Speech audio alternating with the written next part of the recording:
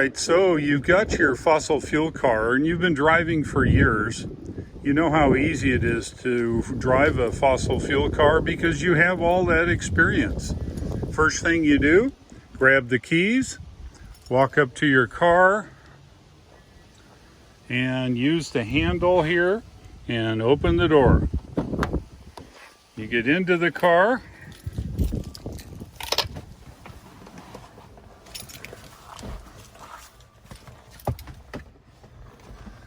And once you're into the car, it's your conventional car. This happens to be a 2013 Subaru Crosstrek I borrowed from a friend of mine. How do you start a car like this? Well, you always need your key. And usually it's a key or it's some kind of fob of some kind.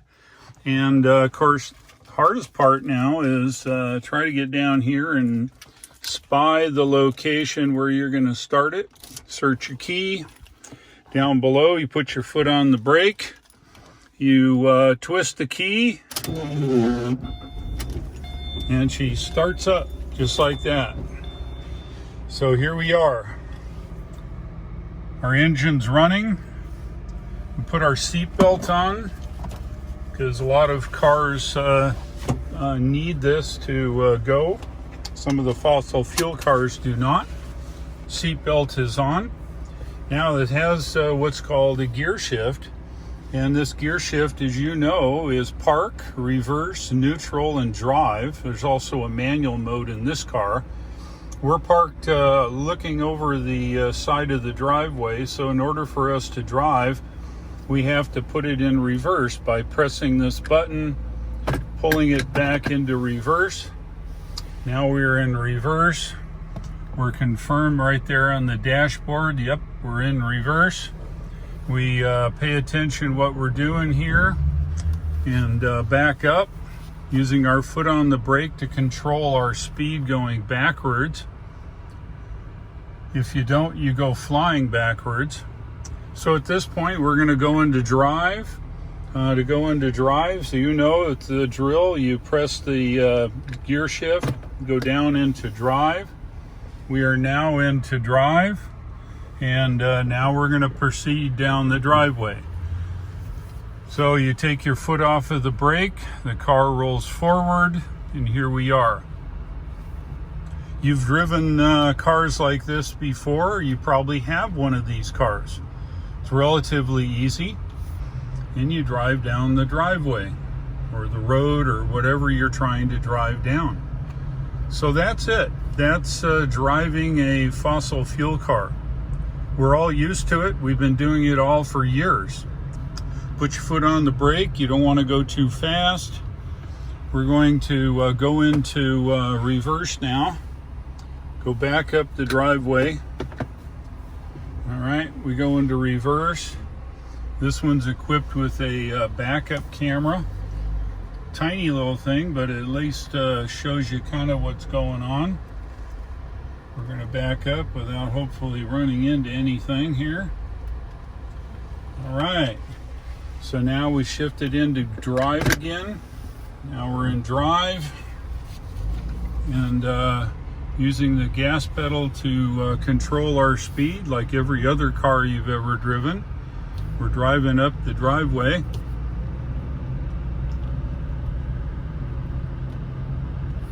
I'm controlling the speed with the accelerator. If I take my foot off the accelerator now, we keep going because fossil fuel cars generally are designed to only go forward.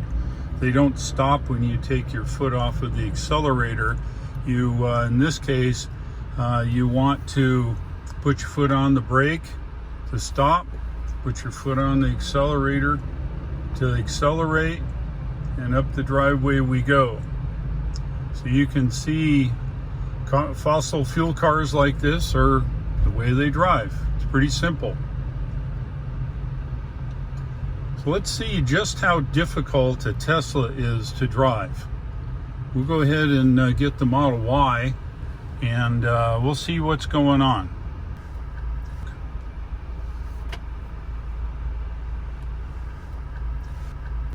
One last thing, you don't want to forget, you can't take your foot off the brake here. As you can kind of see, quite hard to see under there, but I've got my foot on the brake. If I don't, we'd roll right off the driveway. You always got to make sure that this is back into the park. Now I can take my foot off of the brake and we're stopped and parked. So let's get the Model Y out and see what that looks like and how difficult the Model Y is to actually drive. Okay, well here's the Model Y. The Model Y is a all-electric battery-operated vehicle. It's made by Tesla. It is the latest of the 4 cars they've produced so far, not counting the original Roadster.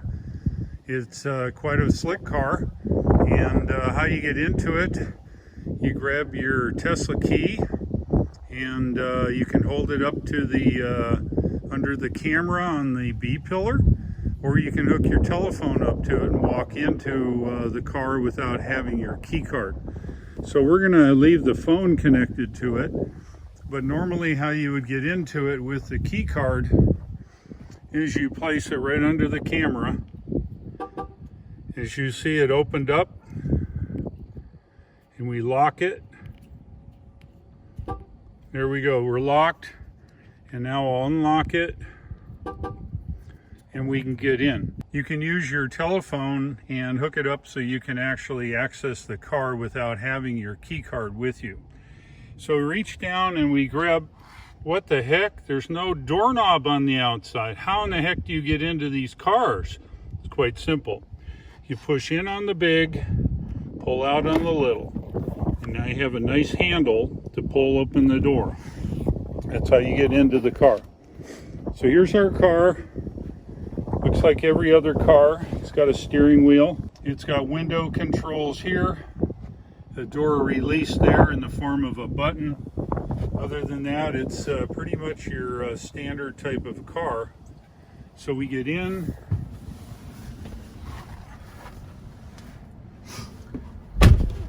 This car, however, a little different. You've seen from other pictures, perhaps some of my videos, has a gigantic screen, and on this gigantic screen are all the controls you will need to operate the vehicle. There's only one mechanical button, and that's right here. This is the emergency flashers, and that's required by law. So other than that, it's the only button in the car. There are a few buttons here. You've got these rolly buttons.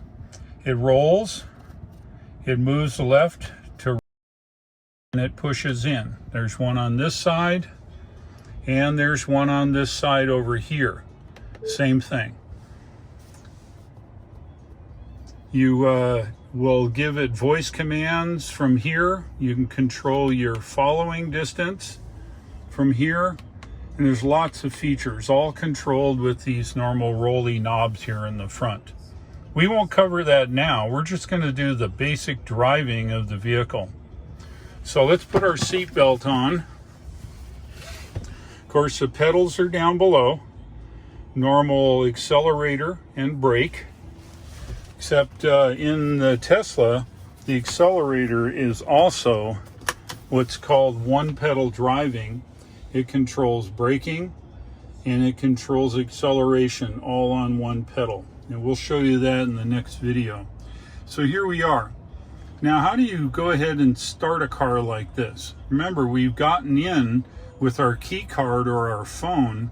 Does that mean we're actually ready to go? Well, let's try it. Put our foot on the brake. Uh-oh, it needs a PIN. What is a PIN? Just like what you would have in your bank. It's a 4-digit code you assign to the car that adds an extra layer of security. So if you lose your key card or your cell phone and someone gets that and comes into the car, I shut this off, it's a little noisy, and they get into the car and they want to steal your car, the first thing they're going to find out is there's a PIN to enter. This PIN is something you generate yourself. You make it anything you want as long as it's 4 digits long. So I'm going to go ahead and enter my PIN so we can get going here. So let's see how that works. Enter the 4 digits, and here we are. We are ready to go here. And I see that we're in park. Now I need to back up. As you can see, we're right on the edge of the driveway here. So how do you do that? Very simple. There's a gear shift knob, for lack of a better term here, located here with reverse, up, neutral, drive, and autopilot. And the very end is a button there that says park. You push in on that and it parks the vehicle, which mode we're in right now. So let's go into reverse. So how do I do it? I grab the stalk, I pull up, and now I'm in reverse. The rear view camera shows up. I can see there. Of course, I've got mirrors just like in a regular car. Everything's pretty much the same as far as mirrors go. We have a rear view mirror here, as you can see.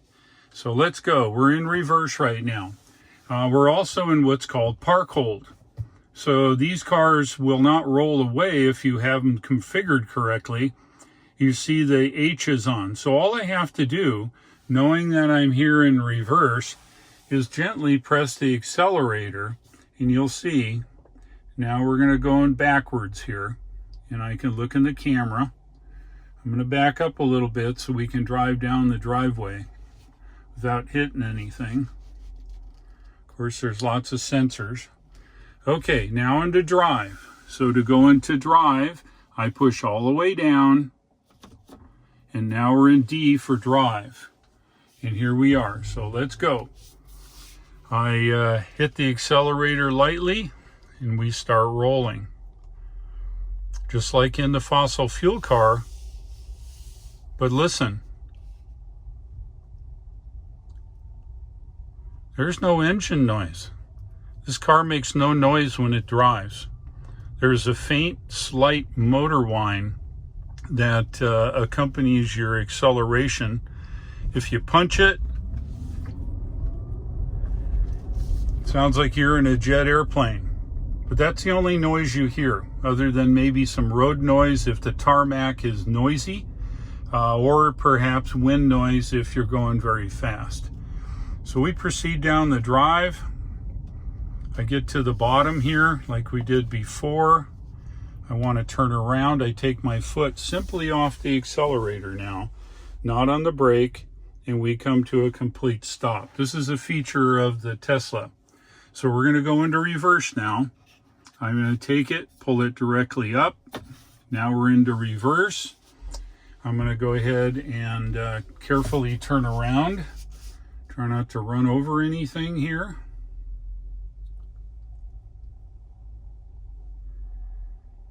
That's about it. I take my foot off the accelerator. We come to a stop. I go back into drive by pushing down.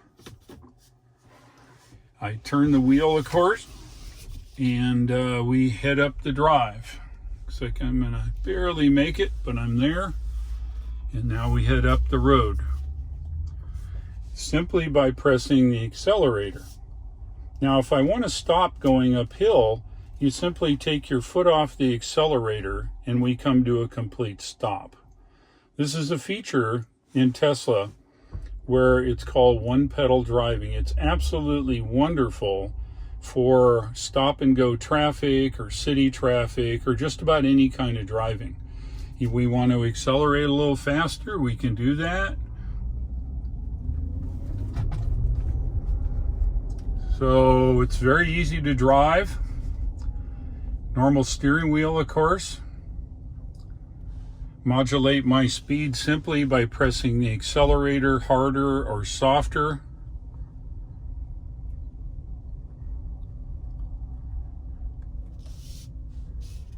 And I'll park right where we left. Take my foot off the accelerator and we come to a complete stop and end up in brake hold. So that's it. That's as difficult as you can make it in a Tesla. It's very easy to drive. It's full of safety features. One of the features I really like as far as safety is concerned, and we'll cover this in future videos, is currently we're in brake hold, but you notice we're in drive.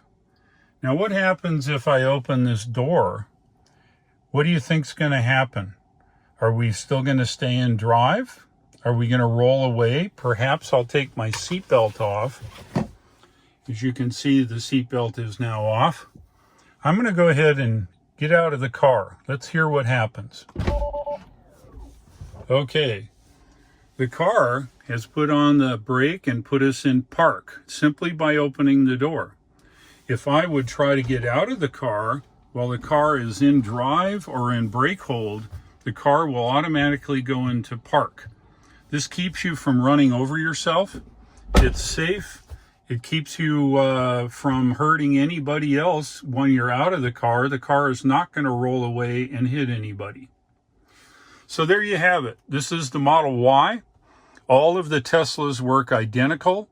The Model S, the Model X look a little different inside, but they still have the same functionality as far as the steering wheel is concerned. We have our directional signals. We have our gear shift. We have our controls here on the wheel, and then the brake and the accelerator. And there you go. That's how a Tesla drives, and that is just as hard as it is to drive. So if you get an opportunity and would like to test drive a Tesla, find somebody in your area or call Tesla themselves and set up a test drive. I would appreciate it if you'd use my referral code. It's right here on the bottom of the screen. It's actually a link, so you have to enter all of it. Go ahead and enter all of it, and it'll take you to my page on the Tesla website. When you order the car, you get a free 1,000 miles of supercharging, and that will get you a long ways when you get your Tesla. Thanks for watching. I will see you next time, and take care.